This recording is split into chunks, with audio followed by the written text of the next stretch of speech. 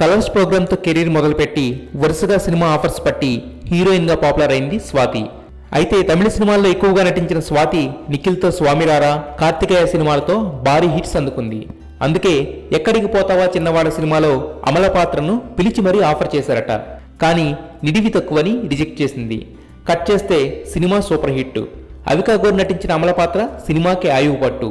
20 నిమిషాలే ఉన్న సినిమా మొత్తం ఆమె నడిపించిన ఫీలింగ్ ఉంటుంది. అది డైరెక్టర్ స్క్రీన్ ప్లే మ్యాజిక్. పైగా ఆ క్యారెక్టర్ కోసం డిమాండ్ చేసి 18 లక్షలు తీసుకుందట అవిక. ఎడిషనల్ గా సినిమా సక్సెస్ తో ఫుల్ హ్యాపీ. దీంతో స్వాతి రియలైజ్ అయ్యి బాధపడుతుందట.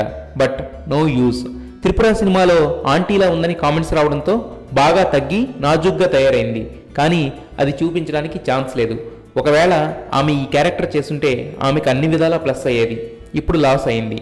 స్వాతిలానే చాలా మంది అండర్ ఎస్టిమేట్ చేసిన చిన్నోడు హౌస్ఫుల్స్తో అదరగొడుతూ బ్లాక్ బస్టర్ వైపు పరుగులు తీస్తున్నాడు.